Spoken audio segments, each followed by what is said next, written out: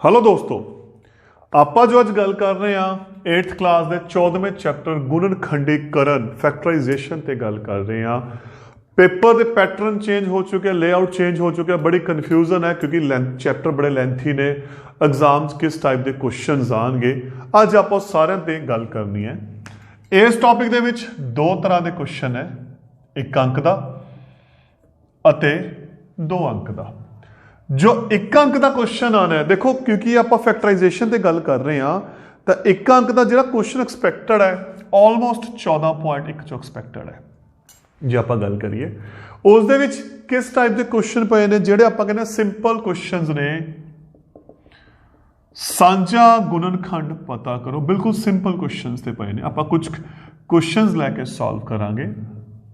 12x 36 आप 3-4 examples लेके चलते हैं सो दैट क्वेश्चन सॉल्व करना थोड़ा जा अपने लिए ईजी हो जाए तो आप जल्दी उन्होंने आप सम अप कर सकीए। एक ले लिया आप 14PQ 28P दी 2 Q दी 2। एक आप लिख लिया, मैं 3 टर्म्स लिख लिया 2x 3x स्क्वायर 4। मैं 4 क्वेश्चन ले रहा हूँ। इनू आप किवें सॉल्व करना है। सब तो पहला 12x, सब तो पहला गुणनखंड ये बनाओ 12 दे, क्योंकि मैथ की संख्या है। 12 नू पहला 2 के पहाड़े ते गया 6, फिर 2 के पहाड़ ते गया 3, फिर 3 के पहाड़ ते गया 1। तो 12 लिखा जाता है 2 गुना 2 गुना 3। 1 लिखने की लोड़ नहीं हैगी। x ओमे दा ओमे। 36 के गुणनखंड बनाओ। 2 ते गया 18, 2 ते गया 9, 3 ते गया 3 ते वंडांगे 1 तो यह आ गया 2 गुना 2 गुना 3 गुना 3। हुण जो क्वेश्चन है सांझा गुणनखंड 1 जो सांझे आ सांझे है 2 गुना 2 गुना 3, 2 दूनी 4, 4 तीए 12। तो जोड़ा ना सांझा गुणनखंड आ गया वो 12 आ गया। नैक्सट 2y पे है, वो आपस दे विच गुणनखंड नहीं बनते, डायरैक्ट लिख देंगे। 22xy पे है, पहला 22 दे बनाओ कल्ले 2 गुना 11, क्योंकि इंग्लिश वाले अखर की लोड़ नहीं हैगी, उन्होंने आप एज इट इज छड़ देंगे। हुण सांझा गुणनखंड जो है, देखो पहला मैथ वाली संख्या 2 सांझा, होर मैथ वाली संख्या सांझी नहीं हैगी। इंग्लिश दे विच जिहड़ा चल है 1y सांझा आ गया, तो जिहड़ा अपना आंसर आ गया वो की आ गया 2y आ गया। एक क्वेश्चन आ पे है 14PQ 14 2 7 14 PQ ओमे दा ओमे। 28P दी 2 Q दी 2। 28 2 गुना 2 गुना 7 P दी 2 Q दी 2। हुण इहदे विच जदों आपां सांझे की गल करनी है तो देखो 1 2 1 7। पहला मैथ से गल करांगे, उस तो बाद P की घात 1 है, P 2 है, मतलब उरे P 1 बार है, उरे 2 बार है, तो घट किहदे वार है 1 बार। इत्थे Q की घात 1 है, मतलब Q 1 बार है, Q 2 बार है, Q 1 बार, तो 2 7 14 PQ इहदा सांझा गुणनखंड आ गया।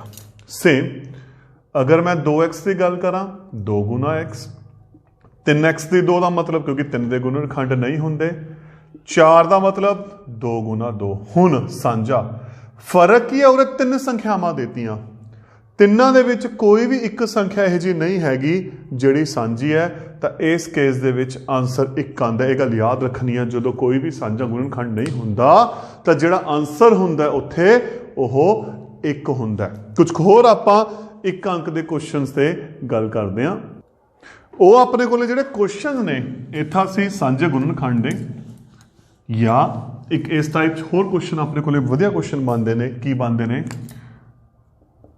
7a + 14 इत्थे आऊगा गुणनखंडीकरण करो, गुणनखंडीकरण करो। Question 15a - 20। कुछ एग्जाम्पल्स लिख रहे हैं मैं समझाने लई। 3x दी 2 + 9x। आप 2-3 उदाहरण लिख रहे हैं। हुण सब तो पहला आप संख्यावां ते गल करनी है कि संख्यावां देखो 7 ते 14 सीधा तरीका, दोने किहड़े पहाड़ ते वंडियां जांदियां 7 ते वंडियां जांदियां, सही है। या 7a हो गया 7 गुना a, 14 हो गया 2 7 14। देखो किहड़ा सांझा है 7 सांझा है। ਇਹਦੇ ਵਿੱਚੋਂ 7 ਸਾਂਝਾ ਕੱਢਿਆ, ਪਿੱਛੇ a ਬਚ ਗਿਆ। ਇਹਦੇ ਵਿੱਚੋਂ 7 ਸਾਂਝਾ ਕੱਢਿਆ, ਪਿੱਛੇ 2 ਬਚ ਗਿਆ। ਤਾਂ ਆਪਣਾ ਇਹ ਆंसर ਆ ਚੁੱਕਿਆ। ਨੈਕਸਟ 15 ਦੇ ਗੁਣਨਖੰਡ ਬਣਾਏ 3 5 15, 20 ਦੇ ਬਣਾਏ 2 ਗੁਣਾ 2 ਗੁਣਾ 5। ਤਾਂ ਪਹਿਲਾਂ ਸਾਂਝਾ ਦੇਖੋ ਕੀ ਹੈ, 5 ਸਾਂਝਾ ਪਿਆ, 5 ਨੂੰ ਬਾਹਰ ਕੱਢਿਆ, ਪਿੱਛੇ ਕੀ ਬਚ ਗਿਆ, 1 3 ਬਚ ਗਿਆ, 1 a ਬਚ ਗਿਆ, 1 2 ਬਚ ਗਿਆ, 1 2 ਬਚ ਗਿਆ। ਥੋੜਾ ਜਿਹਾ ਹੱਲ ਕਰ ਦਾਂਗੇ, 3a ਮਾਈਨਸ 2 दूनी 4 अपने कोल की आ चुके हैं, आंसर आ चुके हैं। सेम इधर 3 का कोई अगे गुणनखंड नहीं होंदा, 9x 3 गुना 3x, साझा 1 3 आ गया। होर देखो x 2 बार है, x 1 बार है, तो साझा की आऊगा, x 1 बार साझा आऊगा। पिछे जो बचया 3 बच गया बाहर, कहाँ बाहर कढ़ लिया, 2 दे विचों 1 बार बाहर कढ़िया, पिछे 1 आ बाहर गया, पिछे 3 1 बार बाहर निकल गया। तो जो अपने को आंसर आ गया की आ गया 3x x प्लस 3 अपना आंसर आ चुके। तो इस टाइप के कुछ क्वेश्चन ने, कुछ क्वेश्चन अपने को 14.3 इकाई दे भी ने वंड वाले। किवें क्वेश्चन है, हल करो वंड करो, क्वेश्चन पे ने 14 p दी 2 q दी 2 वंड 7 p q, इस टाइप का क्वेश्चन है। या 24 a दी 2 b c वंड 8 a b। कुछ उदाहरण मैं लिख रहा वैसे, 4x y दी 2 वंड x दी 2 y। हुण वंड का मतलब आपां नूं पता है, जिहड़ी दूजी संख्या हुंदी है हर दे विच चली जाती है। मैथ वाले मैथ वाले नाल डील होणगे, इंग्लिश वाले इंग्लिश वाले नाल डील होणगे। 7 एकम 7, 7 दूनी 14, तो 2/1 का मतलब 2 आ गया। p दी घात 2 p दी घात 1, 1 घात कट गई, पिछे 1 घात बच गई। उरे 2 घात है, उरे 1 घात कट गई, पिछे 1 बच गई। तो जोड़ा अपना आंसर है की आ गया 2p क्यू। इत्थे 24 a दी 2 b c वटे 8 a b। ठीक, 8 एकम 8, 8 दिया 24, एक बारी बी है, एक बारी बी है, कट गया। हुण देखो की बचिया, मैथ वाला 3 बच गया, ए 2 बार है, उत्थे ए 1 बार है, 1 बार कट गया, पिछे 1 बार बच गया, बी नाल बी कट गया, सी आ गया। तो ये अपने को आंसर आ चुके हैं। एक होर इंपॉर्टेंट चीज़ देख रहे हैं, देखो थोड़ा जिहा मैं चेंज किया पैटर्न, इनू आपां किवें लिखांगे, आए लिखांगे। हुण जदों हल करांगे ना, 4 एकम 4, 4 दूनी 8, उरे 1/2 आऊगा, तो उहदा कोई फर्क नहीं पैंदा आपां नूं। उपर 1 घात है, नीचे 2 घात है, 1 घात कट गई तो नीचे 1x बच गई, ये उल्टा हो गया तो उपर y बच गई। तो जिहड़ा अपना आंसर है वह y/2x बन गया। तो ये तो सी अपने 1 अंक के क्वेश्चन, जो इस दे विच बड़े इंपॉर्टेंट क्वेश्चन ने, या काफ़ी इस टाइप के क्वेश्चन जिवें मर्जी बन सकते हैं। हुण जिहड़ी आपां गल करनी है ना, आपां जिहड़ी गल करनी है, आपां 2 अंक के क्वेश्चन करनी है। देखो जिहड़ी आपां गल करनी है, आपां 2 अंक के क्वेश्चन करनी है। आपां फार्मूला किता सिख 9th चैप्टर दे विच, a प्लस b दी 2, आ फार्मूला सी अपने कोले। अगर माइनस का हुंदा तां आ सी। जदों खब्बे तो सज्जे चलांगे, 2 घात नूं हल करांगे, ये तां हुंदा हल करो। जदों इस टाइप की रकम दी होवे, आपां उल्टा जाना होवे, ਉਹਨੂੰ बोलते हैं गुणनखंडीकरण करो। मैं कुछ उदाहरण लिखना इत्थे समझाने के लिए। आ गया गुणनखंड करो या गुणनखंडीकरण करो। सपोज आ गया p दी 2 माइनस 10p प्लस 25। एक सपोज आप लिख लिया 25m दी 2 प्लस 30m प्लस 9। एक लिख लिया 4p दी 2 प्लस 9 प्लस 12p। कुछ क्वेश्चन इत्थे लिखे ने। हुण की करना है तुसीं देखो, इत्थे बड़ी एक इंपॉर्टेंट चीज़ है। उरे 2 घात पई है, उरे 2 घात पई है, उरे 2 घात पई है, उरे 2 घात पई है। मैं डायरेक्ट तरीका दस रहा। आ 2 घात बन नहीं सकती। 16 की घात 2 है, 4 की चौकम चौकी 16। 25 की घात 2 है, 5 की 5 5 25। 9 9 2 घात वाली 2 रकम लभ लो, पहली आ रही दूजी आ रही, तो सिर्फ इनू छेड़ना एक बारी। आ हो गया a दी 2, आ की घात 2 है, 4 दी 2। मैं मिडल नहीं छेड़ रहा।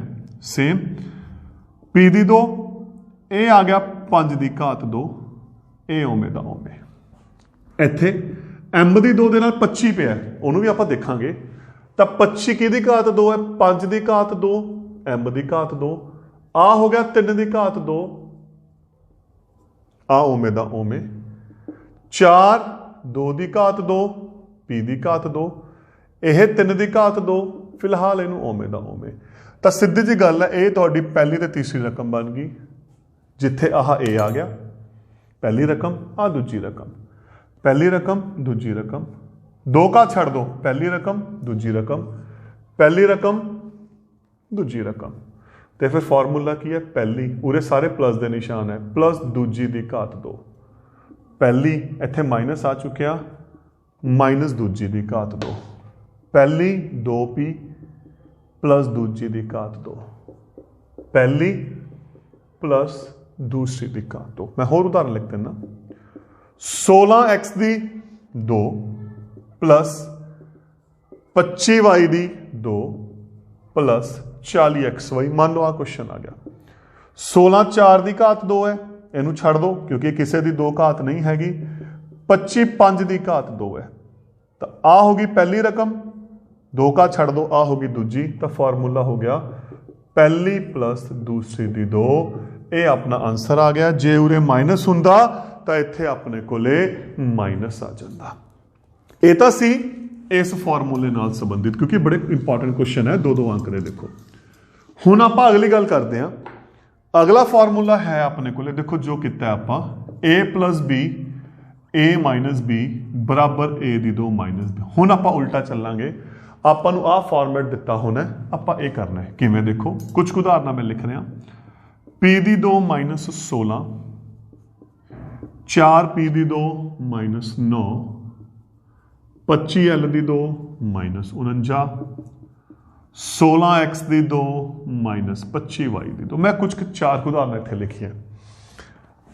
खासियत ये दोनों 2 घातां ने, आ 2 घात है, 16 की दी घात 2 है 4 दी, तो फिर ये होगी पहली रकम, ये होगी दूजी। तो पहली दी 2 - दूजी दी 2 किहदे बराबर है? पहली प्लस दूजी पहली माइनस दूजी, या उल्टा बोल लो पहली माइनस दूजी पहली प्लस दूजी। तो आ पहली होगी, 2 का छड़ दो, आ दूजी, पहली माइनस दूजी पहली प्लस दूजी। आ अपना आंसर आ गया। इत्थे 4 2 की घात 2 है, 9 3 की घात 2 है, आ पहली आ दूजी, पहली माइनस दूजी पहली प्लस दूसरी, अपना आंसर आ गया। देखो बड़ा छोटा क्वेश्चन है 2 नंबर ਦੇ ਵਿੱਚ। सेम 25 की दी घात 2 है 5 दी, 49 की दी घात 2 है 7 दी, पहली होगी 5l दूजी होगी 7, पहली माइनस दूसरी पहली प्लस दूसरी। 16 4 की घात 2 25, 5 की घात 2 पहली दूजी, पहली माइनस दूसरी पहली प्लस दूसरी। ये अपने को क्वेश्चन ने। होर आपां नूं एक बुक च क्वेश्चन दिते है। देखो जे मैं होर गल करा, जिन्नियां भी उदाहरण लै सकते हो। इत्थे एक खासियत होर है, इत्थे आपां नूं 2-3 क्वेश्चन ना 4 घात वाले दिते हुए हैं। हाँ जी, 4 घात वाले उहनूं किवें हल करांगे? a the 4 minus b the 4, p the 4 minus 16 मान लो, l दी 4 माइनस 81। ठीक, कुछ क्वेश्चन लिख रहा। प्रॉब्लम 4 घात की आ गई, फॉर्मूला 2 घात का है। पहला आप 2 च ही करांगे। 4 2 की घात 2, ये भी 2 की घात 2, आ पहली आ दूसरी, पहली माइनस दूजी क्योंकि आप ऊपर 2 घात खत्म करती, पहली प्लस दूजी। ठीक, हुण दोबारा माइनस वाला देखो, फिर फॉर्मूला बन गया इत्थे, पहली माइनस दूजी पहली प्लस दूजी। ये ओमे दा ओमे, क्योंकि इत्थे कोई फॉर्मूला नहीं बनता, थोड़ा ध्यान च रखना है।